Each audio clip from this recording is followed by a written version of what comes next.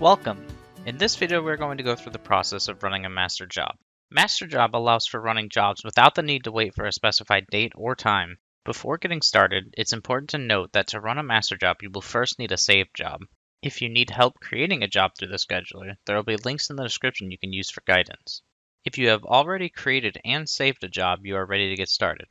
Click the Master Job button in the Scheduler section of VDM's main ribbon bar. Once on the Master Job page, click the Add Items button on the top right of the page, and then select the job or jobs that you want to run. Once the jobs have been selected, click Save and name the new master job.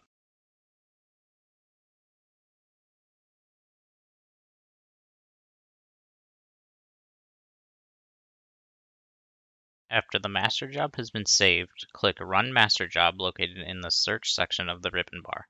For additional information on the scheduler or other sections of VDM, check out the links below.